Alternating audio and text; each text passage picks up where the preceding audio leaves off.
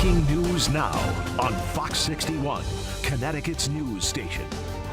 And we are following breaking news tonight out of the Elm City, where a building collapses now left 8 people injured, one of those people in serious condition. Thanks for joining us here on the news at 6. I'm Ben Goldman. And I'm Jen Bernstein. The 7-story residential building was under construction at the time of the collapse and is on ground owned by Yale University. We have live team coverage tonight covering all angles from what we know so far to community reaction.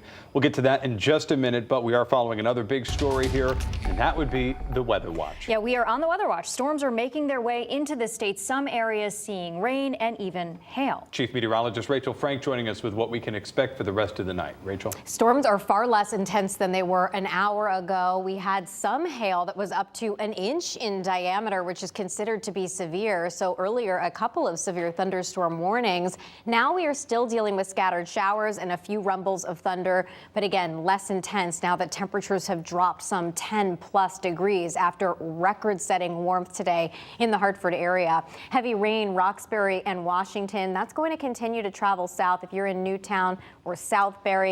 Some briefly heavy rain and a few rumbles of thunder are heading your way.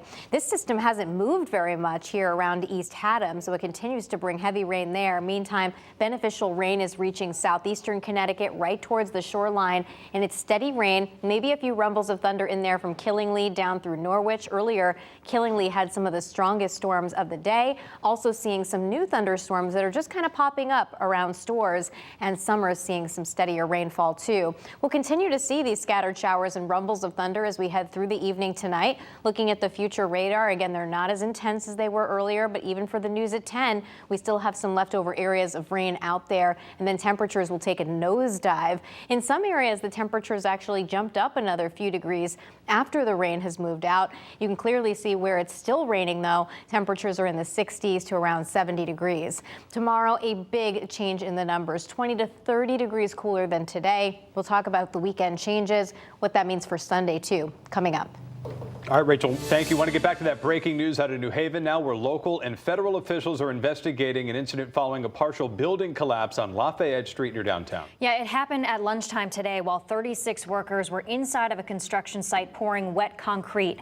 8 people now being treated at Yale New Haven Hospital. Fox 61's Samaya Hernandez live in New Haven with the latest on this active and breaking situation. Samaya. Jen and Ben, city officials are asking people to stay away from this entire area. They say the building is still in a very dangerous condition. Now, right now, they are using dogs to search through 6 feet of concrete to ensure that no one else is still inside. Earlier today, they pulled 6 people from rubble while they were pouring wet concrete. 2 of them were in critical condition when they were pulled out. This is a mass casualty incident. 36 workers on site of a 112-unit residential construction site on Lafayette Street when a concrete pour went terribly wrong Friday afternoon. They were pouring concrete. A portion of the second floor collapsed onto the first floor and then into the basement. A passerby called 911 at 12:38, reporting a loud noise and partial building collapse at 188 Lafayette Street, where workers were pouring wet concrete on the second floor. We have workers up there who are spreading it as it's being applied to that level. It appears from their statements that it began to pool in a certain area faster than they could, and it caused it to cave. New Haven Fire Department and medics with American Medical Response on scene in minutes. 6 workers were pulled out of the building. 3 were partially buried under the rubble and had to be lifted by fire companies after falling several levels into wet concrete. One of the problems that you have with wet concrete is having to do the searches before it hardens. Extreme care that it takes to remove people from that. It's sharp rebar, plus one of the walls is still unstable. They did some excellent work under some harrowing conditions. Crews even had to contend with external elements, working with Tweed Airport officials. We had a helicopter flying over the scene, and we're very concerned that that may have shifted things in that building. So they were able to get that helicopter out of here in a quick amount of time. There will be a significant investigation, as with any construction situation like this. The city immediately issuing developers Stamford-based RMS companies a stop work order. The owners of neighboring Pierpont City Crossing on Church Street South told Fox 61 it had no comment when reached by telephone Friday. And OSHA and New Haven police are on scene here, still investigating right now. Now, we did just check in with emergency management officials minutes ago, and they tell us that 2 people are still in critical condition. We also caught up with Yale New Haven Hospital. They tell us they've treated 8 people and that 1 of them is in serious condition, but do keep in mind that there is a fine line between serious and critical condition at times. We're live in New Haven. I'm Samaya Hernandez, Fox 61, Connecticut's news station. Yeah, that is a good point, Samaya. And for more on that, we want to go to Fox 61's Gabby Molina, who is live outside of the emergency room department with the latest on their conditions here. Gabby.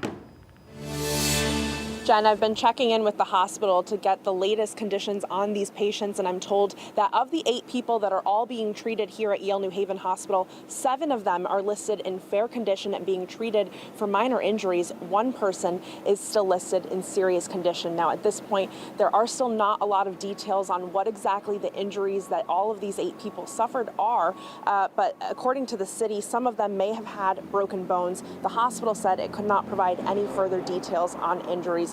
We do know that the building where this partial collapse happened is only about a half a mile away from the hospital. Now, I did ask if any of those people who were being treated for minor injuries have been discharged yet. That is still not clear. So we're going to continue to follow this and bring you any updates as soon as we get them. Live in New Haven, Gabby Molina, Fox 61, Connecticut's news station. All right, Gabby, thank you. The building collapse shocking residents in New Haven. Fox 61's Jake Garcia also on scene with reaction from those in the area.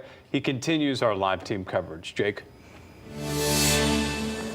Well, Ben, I just want to let you know kind of where we are. We are on the back side of the building that had that partial collapse. We are in the parking lot of St. Anthony's Church here in New Haven. And you can see behind me in the past 20 minutes or so, we've seen crews, even with the New Haven Fire Department, arrive inspecting the site of that partial collapse here on the top portion of that structure. We are now seeing crews begin to try to remove. There is some equipment still on the top level that they are trying to remove. But one of the people we spoke to today said it was very shocked because he sees these people, the workers here, nearly every day. But this happened so quickly. See, this was just framed in, it was just 2x4s. And once again, crews here are beginning to lock up those equipment and removing whatever's left on the structure behind me. So we'll continue to follow the situation and bring you any new updates as they become available. Live in New Haven, Jake Garcia, Fox 61, Connecticut's news station. All right, thank you very much, Jake. And be sure to download the Fox 61 News app for updates on this developing story. And of course, we'll bring you more information as soon as we learn it. I want to get to a Fox 61 follow-up here. The Waterbury teen, who police say was hit by a car 1 week ago, is still fighting for his life in the hospital tonight. His parents have been granted visas to come to the United States to be with their son.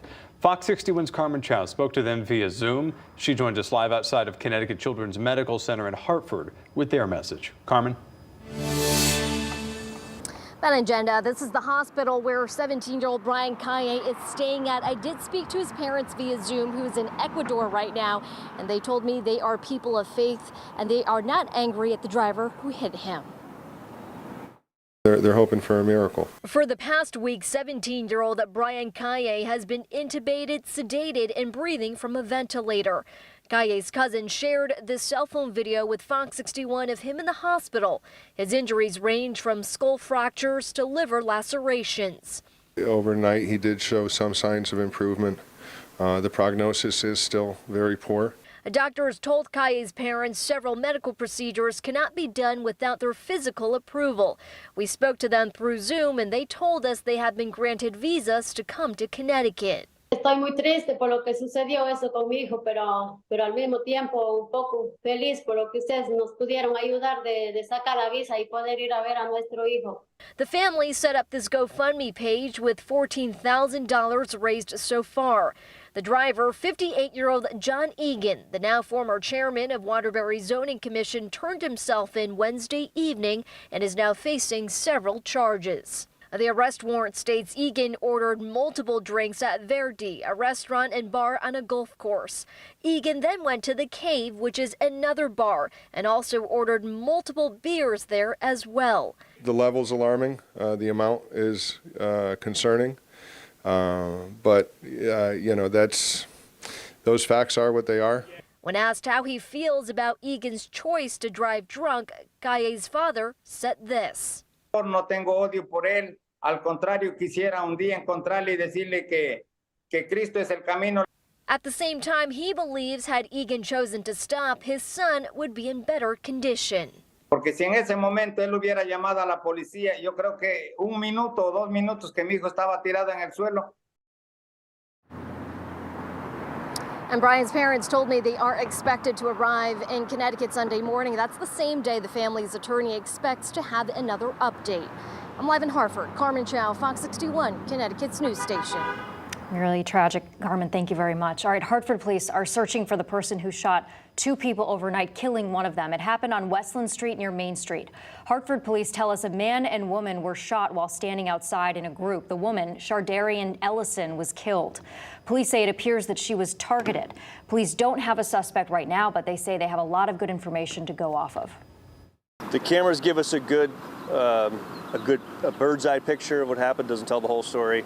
Still a lot of police work to do. There's a lot of detective work to do. The cameras do help, but they're not everything. So that's why some of these investigations take a little bit. There's some DNA evidence. There's forensic evidence. There's all kinds of things that take lab work. Some of that stuff takes time, but again, we have a lot to work with on this one. Hartford police are asking anyone with information to give them a call.